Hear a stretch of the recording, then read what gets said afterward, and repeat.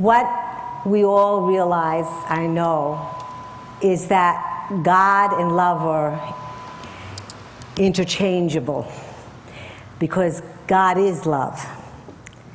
And love is expressed in multitudes of ways. And the angel is one of those multitudes of ways that love is expressed to us here in the earth plane.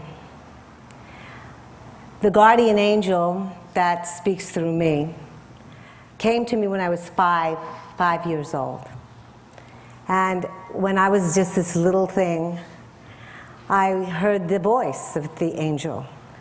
And my parents, God bless them both, didn't think I was nuts or didn't act like, oh, that's, make-believe. They would smile and say, oh, that's nice. And I would say, oh, the voice said, and they'd say, oh, that's nice. They just accepted that. I'm sure they thought it was just a little imaginary friend that I had, there. And they didn't want to, frighten me in any way, so they didn't. But this little friend never left. It stayed with me all of my life, and I'm very blessed for that.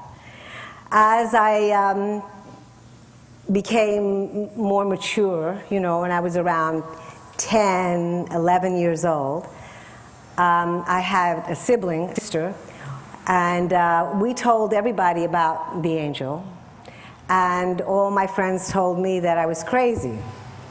So that was my first negative response to the energy that is with me. Children have a way of expressing themselves when they are taught that certain things are not good. We're all taught that. We're all taught that certain things are not acceptable, certain things are,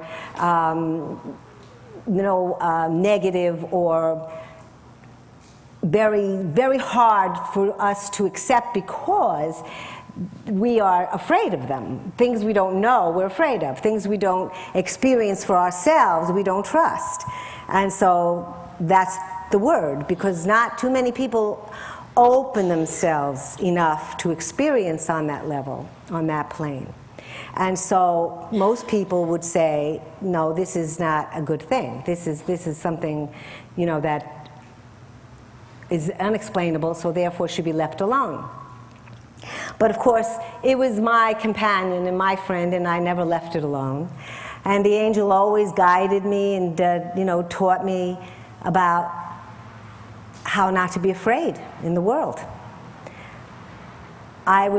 When I was very young, told by the angel all the time, oh, don't be afraid of that, or, you can touch that, or you can talk to that person, or it would just constantly just be there when I needed it. When I was afraid of something or I didn't understand something, there was this energy that was explaining things to me and telling me things. But when I was 11, or 10, 11, and my friends disapproved of me, and really of the angel, I asked for it to leave. I said, I don't want to hear you. I don't want you around me. I want to be normal. I want to be like everybody else. And so the angel very graciously accommodated me. But accommodated me in such a way, with so much love, that I never, ever forgot the angel. And I always felt the presence of the angel, even when it wasn't communicating with me any longer. At that moment when I asked, I was out in the street walking in this neighborhood in Jackson Heights, where I lived at that time in Queens. And I was walking down a street that usually has a lot of people on it, but there was nobody there. And it was in the summer, and it was in the middle of the afternoon.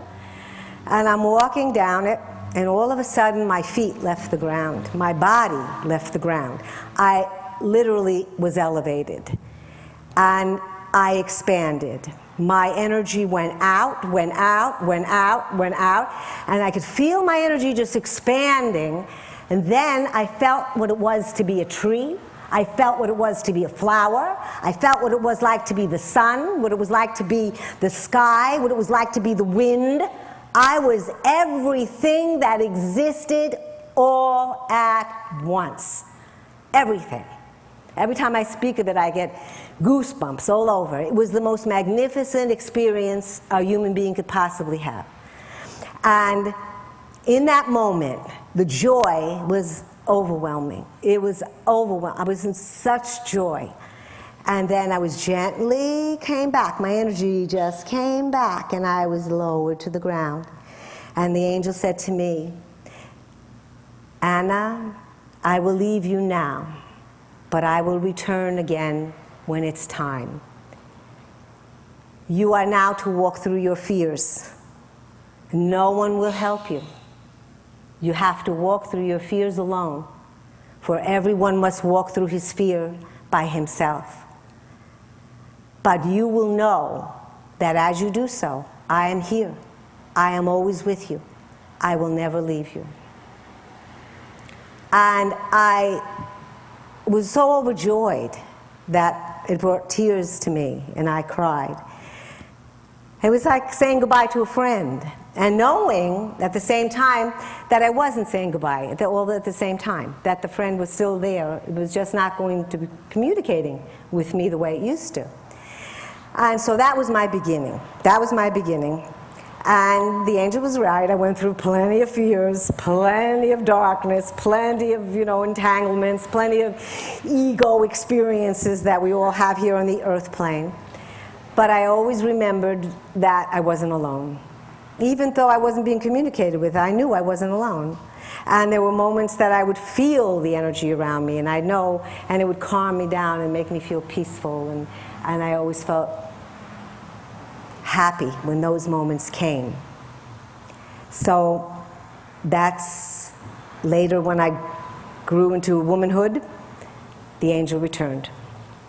The angel returned to me when I enrolled myself in a philosophy school to learn spiritual teachings from Eastern philosophers. And while I was there, they taught me to meditate, and I went into classes for meditation.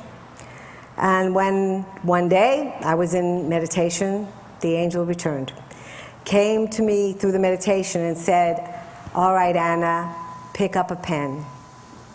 Pick up a pen. And I came out of the meditation, I picked up a pen, and the pen started flying, and the angel started speaking, just speaking, telling me, and I knew it was the angel because I knew the energy, so I was very, very excited, and I would write every morning. Every morning I'd get up and write. And then after it came into the meditation that you're going to see me do here later on, which is a meditation where I go into meditation and the angel just speaks right through me. And that evolved. We evolved into that connection as time went on. And we will experience that later. What happens is that we all come together and we go into a meditation, which is a visualization, actually, that you follow, and with me. And then the angel just pops out, just comes out. And my voice changes when the angel comes out, too. It doesn't sound like I sound now. And what takes place, so you know, with me, is that I feel this, like my body, like remember when I said when I went out of my body, I feel like I'm out of my body and I'm floating above. And I just hear.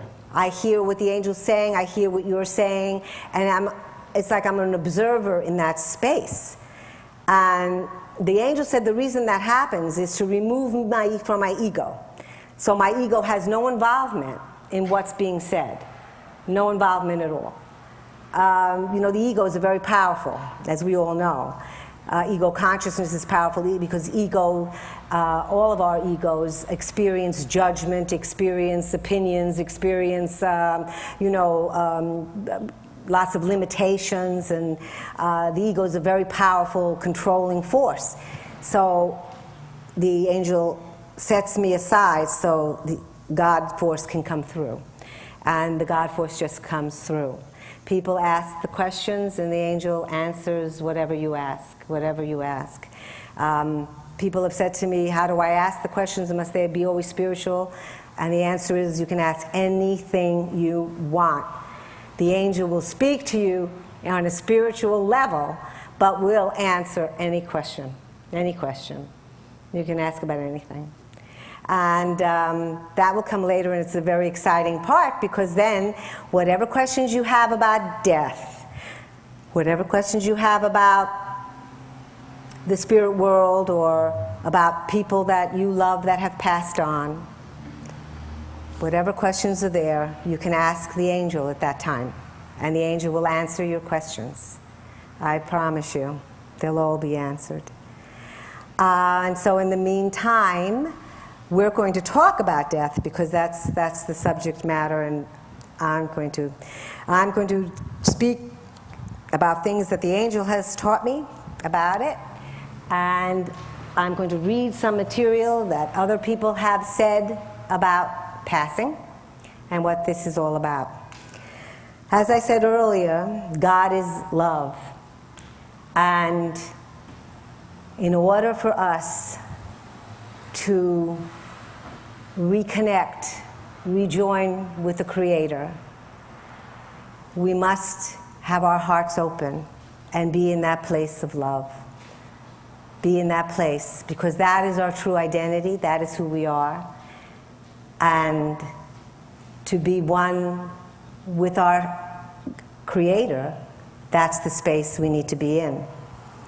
When people pass on, they pass on either very simply, very easily, or very difficult. They have a difficult time and a hard passing.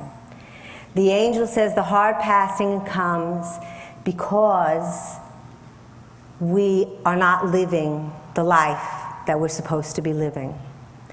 And when it comes time to pass, panic sets in, and we say, I don't want to go, it's not time, because we haven't accomplished what we've come to accomplish. And we haven't lived the good life that we had envisioned while we were growing up. And so we hold back, we're afraid that if we leave now, we don't know what will happen to us, so if we'll ever be able to find that happiness, because that's what we're all here to find. We're here to be joyful, we're here to be happy, we're here to share ourselves with one another, we're here to love, we're here to raise the consciousness of every living being on the planet. We're here to raise our own consciousness. That is why we came into body in the first place. And if we haven't walked that path, then dying becomes a difficult and a frightening thing. And the belief system is that that's the end, that we die and it's over. The way to die gracefully and beautifully and happily is to have a good life. That's simple. To have a good life. To have a life where you are working constantly to fulfill your potential, to fulfill your inner being, to become godlike. Whatever that means. Because being godlike doesn't mean being a monk, it doesn't mean being a priest. It can mean being a doctor, it can mean being an airline pilot, it can mean being a go-go dancer. Doesn't matter. Where is the heart? Where is the perception? Where is the energy? What are we giving? What are we receiving? How are we spreading the light? Letting our light shine. And that's the path to realizing that we're eternal. We don't die. We continue on. And we do. We continue on. There is no death. I've had a few experiences about that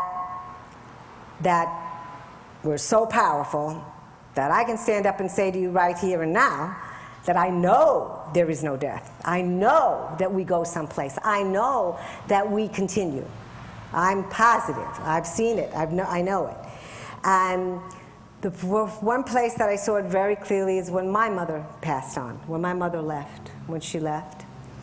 When she left, God bless her, she came, you know, she had I had to show her that I did this channeling, and this was like, I'm an adult now, and my mother's is even older, you know, in those years she's kind of set in her ways.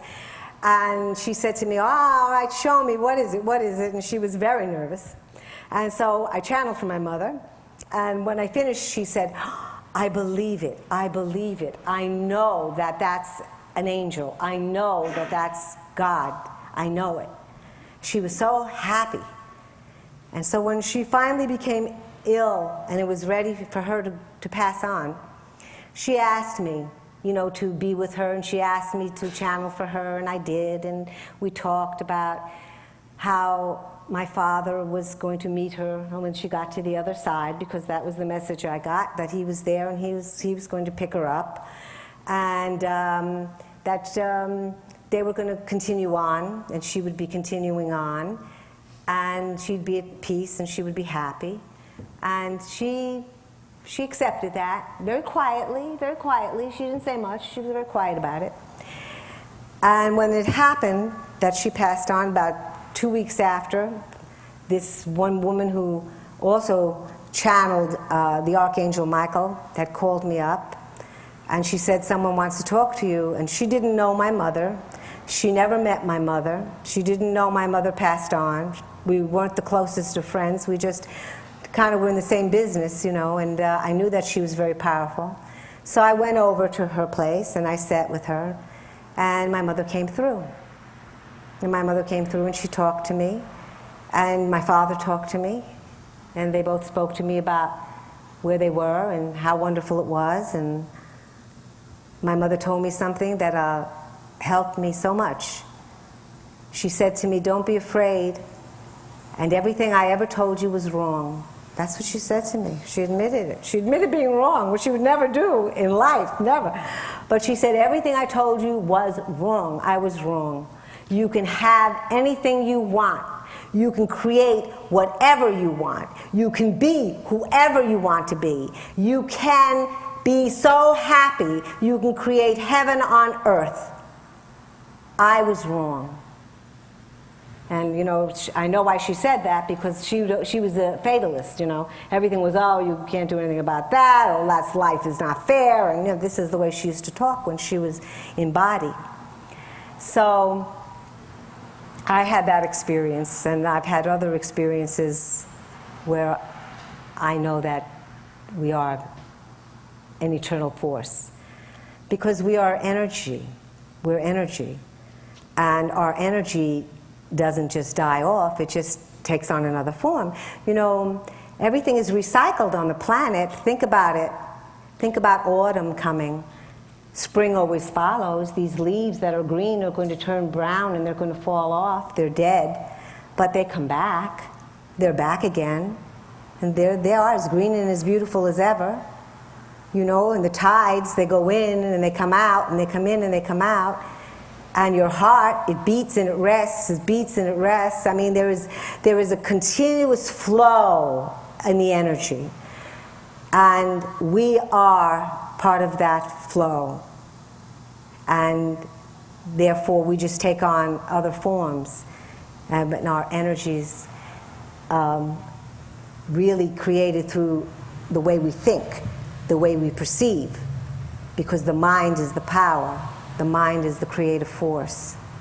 And the mind of God is the highest and the most perfect and most beautiful force. And we are part of that mind. We are one with that mind. And we need to reconnect to that truth within ourselves. That's our mission. No matter what else we're here to do, no matter what else we're here to, you know, discover about ourselves, or whatever the wants that we have in the physical are. You know, that we maybe want to have special style of life, or we want to have, enough money in the bank, or we want to have a brand new car, or whatever it is that we want. That's fine. But that's just the superficial, that's just the outside, that's just the front, that's the front man. Because what's really going on behind that is we're all doing the same thing. We're all here to become who we are. We're all here to realize the self. We're here to realize the self. And that's the God self, the inner self, where the strength is, where the love is, where we live without fear. Because to be in that place, there is no fear. Love and fear do not go together. They don't mix. Because when fear is there, love can't be there. Love doesn't operate with its fear. And when love is there, then fear can't come. Fear cannot operate where love is. So it's really down to choosing for ourselves, do we choose love or do we choose fear? In anything, whatever we're doing. I stop and ask myself all the time, am I going to choose love right now, or am I going to choose fear? What am I choosing? Well, of course, I'm going to choose love. It's always my desire to choose love. But I'm human and I'm in body, and sometimes I'll slip and I'll fall into the fear. Then I'll go whoop, I'll slide right into, especially if it comes to someone close to me that I love, that is important to me, and something happens with them, then of course I become fearful. Like when my son got sick, I was like very fearful. But the angel said to me, don't be afraid. Send him God's light, send him God's light, send him God's light. And that's what I did. As we do the white light here, that's sending in the God force. And I sat and I meditated and I sent him the light, and he got well. It's very powerful. Every one of us here are healers. Every one of us can heal our own bodies, can heal our own minds, and can heal the people around us through that inner light. Once we make that love connection and we can utilize that force within ourselves. And that's why we're eternal, because that's the eternal part of us. That's the part that continues on and on and on and on. Not this body. This body is like your car. It breaks down, you get out of the car, you leave the car. The house burns down, you walk away from the house. It's just a structure. And so this body is just a vehicle. But once we leave this vehicle, then we're just leaving the structure. We're still intact. Our emotions are intact, our brain is intact, our desires are intact, our love definitely is intact, and continues on. Continues on and goes into new forms and directs its energy to healing on the levels of creation, levels that we don't even can't even fathom what they are about, but where they are doing it. And I think we've done it before, too. And because the earth is a place that we revisit, as I was told by the angel, we revisit the earth many times. The earth is a very dense vibration. We're in dense bodies. We have a dense, structures here, and the energy is so heavy that it's very much a process to connect to our light on this level of creation. And so it's a place that we need to inhabit more than once. But saying that, I'm going to read you something that's right here. I have to go slow because I'm connected here, and this thing, if this falls off, I go with it. Then we'll get first-hand information about where did she go? Okay. I have the book of alchemy, which is Saint Germain. And I just love Saint Germain. It's very special. And I'm going to read you a little something that I have from this book here. In the fullness of life, man can hardly fear death. As I wrote in my essay on death, under the name of Francis Bacon, it is as natural to die as to be born, and to a little infant, perhaps, the one is as painful as the other. Thus, we now stand at a point in our alchemical studies where we must understand the meaning of the mortification of the body of untransmutable substance. Through the centuries, men have taken great pride in the body. They have glorified it and deified it. Artists have painted it, sculptors have created beautiful statues exhibiting it, and in the end, it has fallen into dust and decay. All the while, this process of decay has been going on. The spirit of man has supposedly been creating houses of perfection, eternal in the heavens. And this is true in part, for every good deed which man does while in the body is recorded to his credit in the great concentric rings of the light and electronic substance which comprise his causal body. The body of first cause, which is the dwelling place of the presence of the Most High God.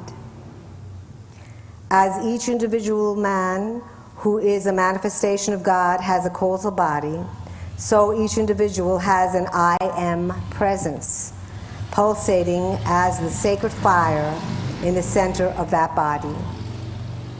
And in the auric force field surrounding that presence are the markings of his achievements for good upon his planetary home. Therefore, in strengthening the bonds of freedom throughout the world, a new man must emerge from the social milieu. A new Atlantean must step forth, clothed with the righteousness of the sun, a golden man for the golden age. This is the master alchemist. If this spiritual man, clothed with the power of the sun, clothed with the power of spiritual alchemy, clothed with the virtue that he already possesses, but of which he is far too often unaware, is to stand forth today, it must be because he has offered the body of his corrupt substances to be thrown into the crucible of the alchemical furnace. So, what he's saying there, which is that in order for us to live that good life, to live that life that will bring us the most joy, elevate our consciousness, and make our passing from one existence to another flow naturally and easily, we need to give up this sacred ritual that we have with our own physical existence, which is our love of the body, our obsession with the material, and our desire to have and to live only through what we see, feel, and sense through the physical body. So what he's saying is not literally burn your body, but what he's saying is burn the idea, burn the thoughts, burn the perception that says that all I am is this body. And so if my body gets sick, I have to, panic about that. And if my body doesn't look good, I have to panic about that. And if I don't have enough, material security, I have to panic about that. And everything that we think about is about the material, and everything we think about is this physical world. And how many times do we stop and think beyond this material? Not too often. Most of the time, that's a very difficult thing. And that's why we take as much as we can, as we've been taught, and we have our religions that help us out. We go to church and we listen and we hear good things. And maybe we, have other spiritual ways of finding out and hearing some encouraging thoughts that make us come back into ourselves. But it's so brief and it's so for the moment, and it just comes in and then it goes back out again. And then we're back into the physical and the material all over again. It can take a second, and that's where we are. But the reality is that we can do this every minute of our life. We don't have to walk into any sanctuary to do it. This is the sanctuary. The heart is the sanctuary. So we can do this every minute. You know, one time my father had said to me, they say that when a person talks to themselves that they're crazy. But I say to you, if you don't talk to yourself, you're crazy. He says it's really the other way around. And I used to laugh. And I say, what do you mean? If I talk to myself, I'm not crazy, but if I don't talk to myself, I'm crazy? He said, really, it's true. Think about it. And I thought about it, and I began to realize what he was meaning. Because he would, every time he'd have a problem, I would hear my father, you know, discussing it with himself in a way. You know, he'd maybe be whistling, or then maybe he would be saying something about, well, now what do I do? Should I do this or should I do that? And they'd be talking in a very low way. But, and I got with the angel, and I got in touch with this idea, the angel said to me, that's correct. Because what you're doing is you're talking to your higher self. It's coming into practice with talking to the higher self. We all have the higher self. Instead of listening to your neighbor, John and Joan and Marianne, or whoever they are, that's telling you to do this or that and the other thing, because that's their idea and that's what they feel and that's what they believe, and it really has nothing to do with you, talk to what has to do with you. Talk to your higher self. Talk to yourself. And what happens then is you can live in every moment in the light. Because you question, we should be questioning ourselves more. That's what life is about. You know, and saying to yourself, well, this thing happened, what was my role in it? What did I do? Why did that come to me? Why did that happen? What in me maybe, you know, had a part in this or pulled this towards me? What am I afraid of here? What have I done that maybe I need to correct? Or maybe I need to rethink it or re-speak it or maybe apologize even.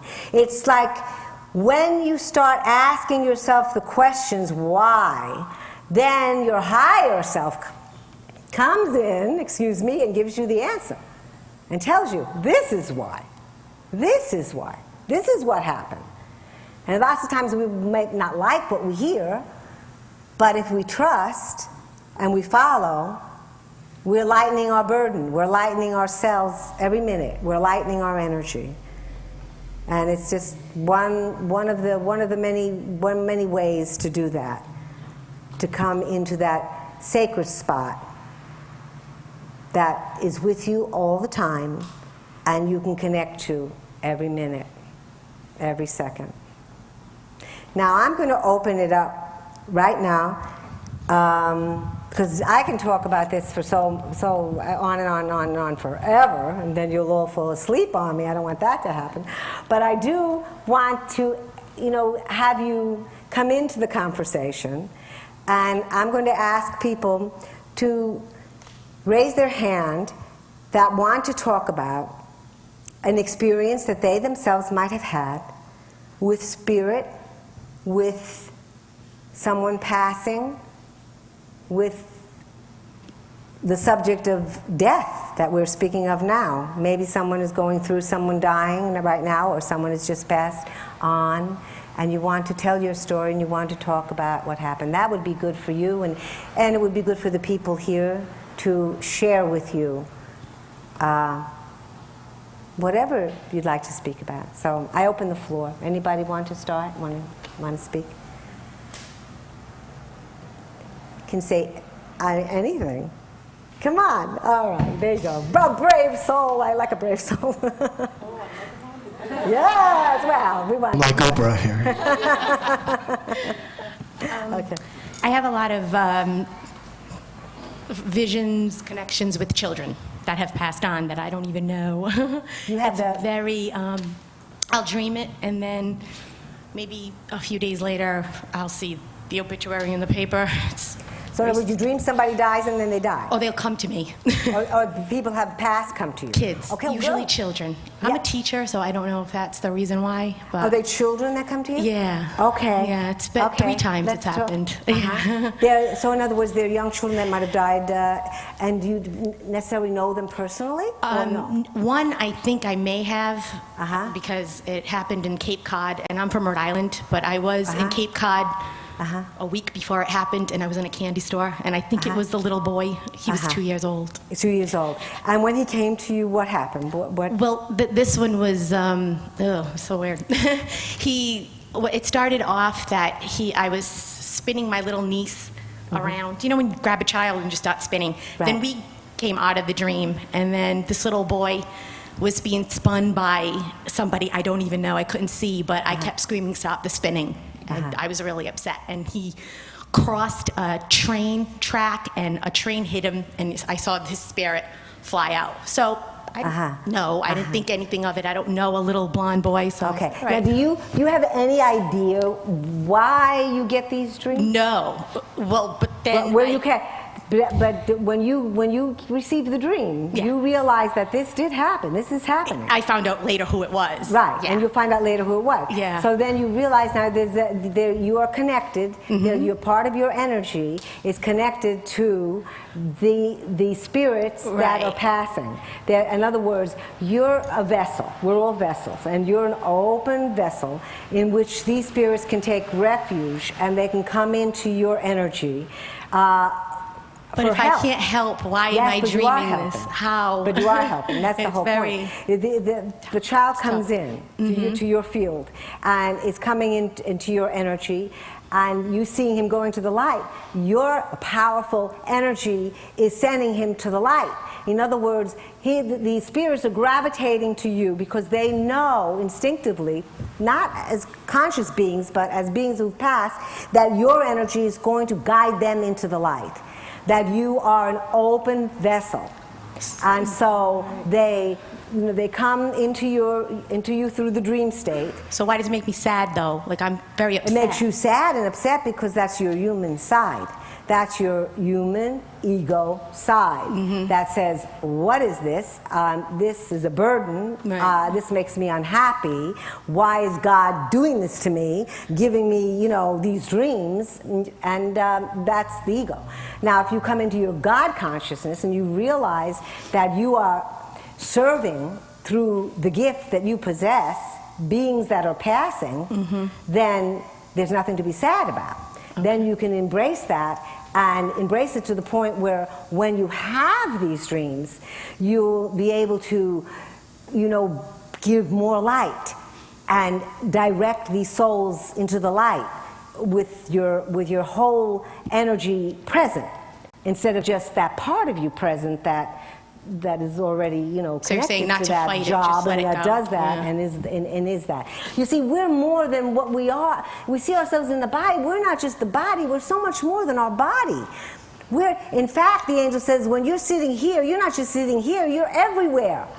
You're working on many different levels of creation. Your energy is operating in so many ways that we are not aware of, that we ourselves we're not supposed to be aware of it because we're in this dense vibration, so we have work to do in this energy. So when we're doing things like you're doing, it's like a byproduct. It's out there, it's happening because that's your soul energy is working on that level as well. As we evolve, we get to be more than we were. What are we getting to be? We're getting to be more godlike. And eventually we will be back in the arms of God, and we are then melded in where then there's nothing we can't do, and there's nothing that we can't create, and there isn't anything that is restricted to us. We know everything. So this is a part of your energy that works in this way, and that's why this is happening to you. And it's really a gift. It's really a wonderful gift. What is that little girl? Yeah. What's that? Yeah, a little girl. Yes. I knew I could tell she When was you were dead little? because she was was little. This is another little girl, and I started singing to her. It was so ridiculous. Like I am not like that, I'm just in my dream. I'm like, and I'm singing "Go to the Light, Rosie." I didn't know her. Her name was Rosie. Like I found out So later. you But go I'm to the like, light? I love that. It's so wonderful. bizarre. Yes. Yeah, but yes. Well, don't know, I feel bad. has anybody here ever experienced like somebody passing, and then you dream about them and dream about them, and the person doesn't think they're dead, and you see them like they're, you know, driving a car, or they're coming over to hang out with you or whatever. And my cousin, he had a friend who died in an automobile accident, and that's what his friend did. His friend kept coming back, and in his dream, and his friend kept saying, where is everybody? What's going on? What are we going to do? Where are we going to go out? What are we going to have? And all of these things. And so my cousin came to me and he said, I'm being tortured. My friend practically every night is coming to me, and I don't know why, and I don't know what to tell him. I said, you have to tell him he's dead. He said, but how do I tell him he's dead? I said, you have to tell him where the light is. You have to tell him that he needs to go to the next level now, that he's trapping himself in the earth, and he needs to move on. So he said, how do I do this? I said, well, what you do is before you go to bed, you program yourself to say, come to me tonight, I have something to tell you. I want to tell you how to go to the light. And it's like telling yourself, wake up at 7 o'clock, wake up at 7 o'clock, and you're going to wake up at 7 o'clock. You don't even have to set the alarm. So it's the same thing. You're saying to yourself, Johnny, come to me in the dream tonight, because I have something to tell you. I want to tell you how to get to the light. I want to tell you how to go to the next level, because, you know, you're not here anymore. And then he went to sleep, and his friend came. And he said the dream was very different. In the dream, he came to him, and he walked over to, there was a crowd of boys, and he walked over to my cousin, and he said to him, I guess I gotta go, huh? And my cousin said, yeah. He says, I can't hang with you guys anymore. And he said, no, you gotta go. And he said, all right, I'm gonna go, I'm gonna go. And he never dreamt about him after that. That was it. He never dreamt about him. So there are, believe it or not, people that spiritual healers and workers that actually work to help people to go into the light after they've passed. That they guide them, they guide their spirit there through, you know, prayer and meditation, and through having the gift of seeing like you had, and someone who has that gift. How do I know if I'm supposed to do more with it, though? Do you know what I mean? They choose Well, you'll me. know what. They Yes, just kind of you'll know choose what me. to do with it as time evolves. Right, so just- because as time evolves, the more might happen with that particular gift that you have. But as it is now, as long as you understand it, there's no reason to be afraid of it. Right, yeah. So now you can be happy about it, and say, you know, we know people are leaving. You know, it's not like.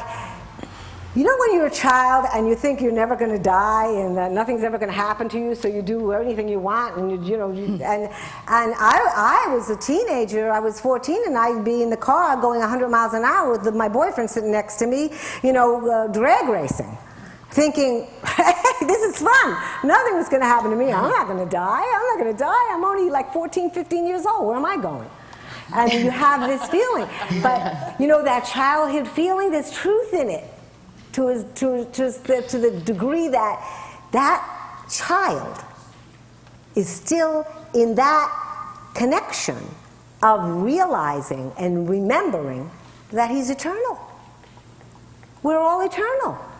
And when we see these children acting this way and we think they're crazy, the reality is they're just remembering that they are eternal. They're not going to die in the sense of what death means to the people on the earth plane.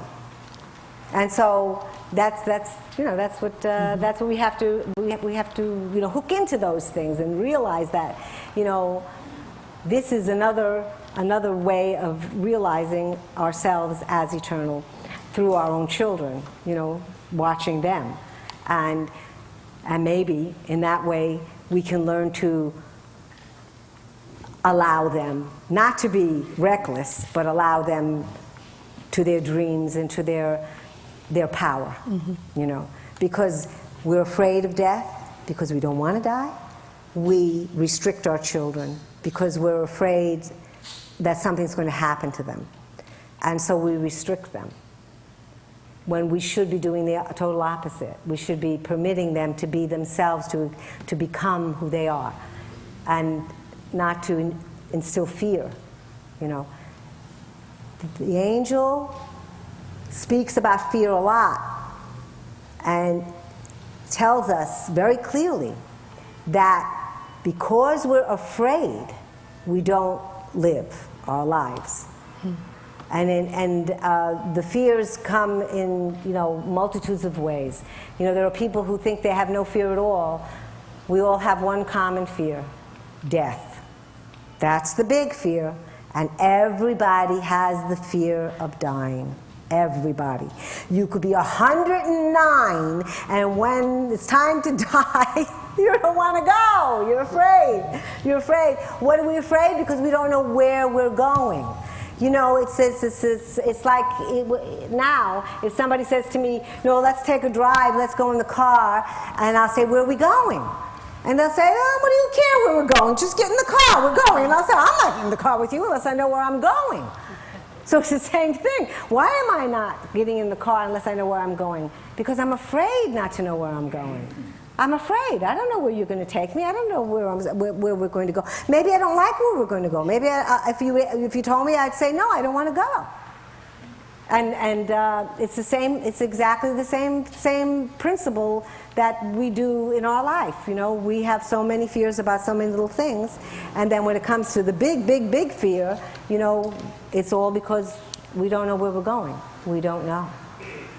And the angel tells us where we're going is much more magnificent than where we've been. And I like that. That sounds good to me. That sounds great. I'm going to read you one more thing, and then we're going to take a break. But oh no, more people to talk. I love that. Can we pass the mic then? Okay, good. Yeah, let's keep talking, and I don't know whether I need this or not. Okay. But I, for a number of years, was what they call a rescue person. And that was a person who rescued souls who had not gone on. And one of the things that is very, very important for all of us to know is we have two bodies. One is our physical body, and as Anna said, one is our spiritual body. Now, our spiritual body lives in heaven with God, and in God's kingdom. We come from there and come into the soul, come into the body of a baby and grow up. When we leave, we go back to God's kingdom. But it's very important that we go back. And a lot of us will have a family member, somebody who loves us, that will come and get us. Yes. Go with them. If there isn't, you will find a way. Either there's a big light or a path or something, but keep on going. Otherwise, you get stalled in this atmosphere up here, and unless you have somebody that brings you to a person who does rescues, you can be there for thousands of years. Right. And so it's just very important that all of you know you must go when you leave here. Right. Go for the light. Go right towards that's the right. light. Just go into the Yes. light and keep on going, so that you don't get stuck in this higher atmosphere. Because and a lot of people, listen to another thing, and a lot of people get stalled here because when the physical body dies, they're taking care of someone, and your spiritual body is just great. There's nothing wrong with it, and unless you've been sick for a long time, in which case you go home and they give you a place to sleep and get your energy back. We are all energy. That's what we are. Right. And so that if the first girl I ever rescued, she came from here someplace, got married, and went out to someplace, Utah.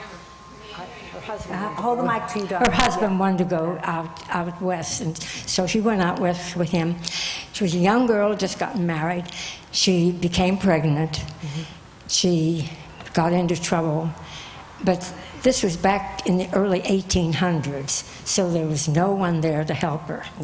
And she died. The baby was born, and she died. So her mother came for her and said, "You must come with me now." And she said, "Oh, no. She had the baby. I'm going to take care of my baby. Right. I'm fine. I can bring my baby up." And her mother said, no, you can't. You must go with me." And she said, oh, no, I'm going to stay. Well, that was back in the early 1800s, and when my guides brought her to me, it was 1900 and something. So she'd been. Well, that's one of the things that hold us back. That's right. Because we're concerned for other people, and you know, That's right. that's a little story that when my mother came to me through that person, my mother told me, of course, those wonderful things, and then she told me one last thing that made me cry, was that I'm not leaving you, she said, until you're all right. And I said, but Mom, go to the light, go to the light. I'm all right. I'm fine. I'm going to be fine. I want you to go to the light.